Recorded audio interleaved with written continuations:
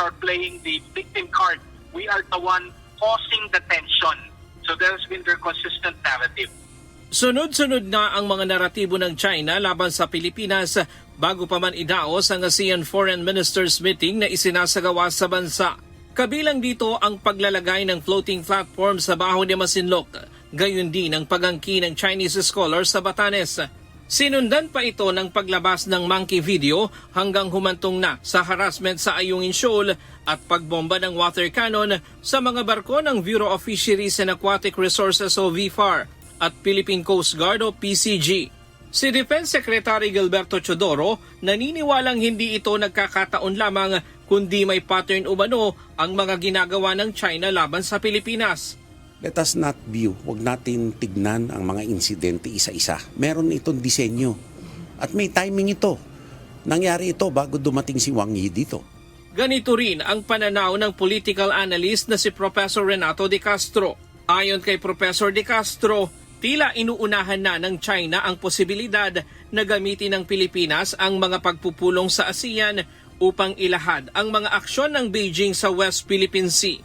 Aniya, malinaw ang naratibo ng China na ipinapakita na sila ang naaagrabyado at Pilipinas ang nagdudulot ng tensyon sa rehiyon.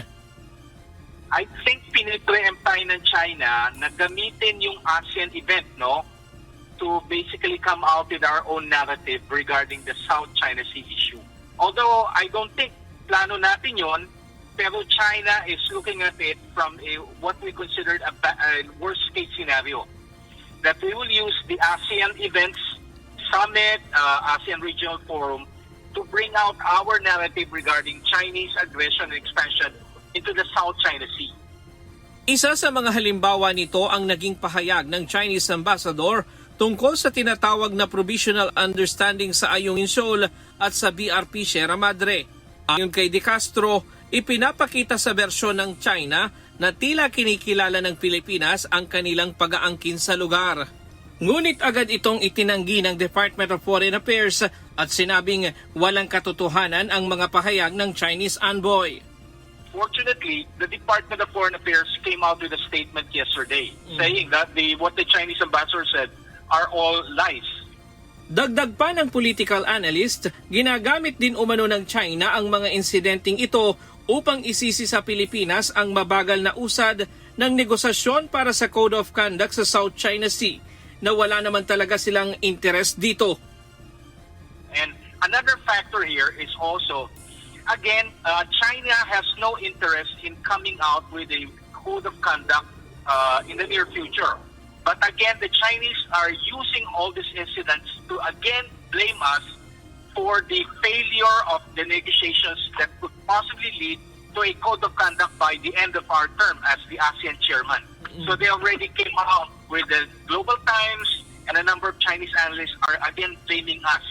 The code of conduct will not come out under the Philippine term. It's because of us, because we're causing the tension. We're the troublemaker in the South China Sea.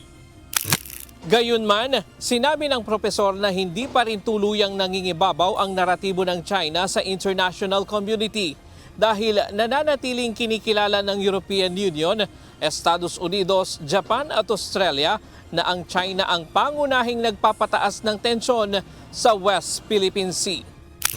Sa kabila nito, sinabi ni De Castro na nagpapatuloy ang information offensive ng Beijing habang patuloy rin ang pagpapalawak nito ng presensya at aktibidad sa karagatan.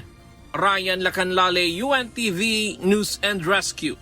Diyos ang aming sandigan, serbisyo publiko ang aming pinahahalagahan.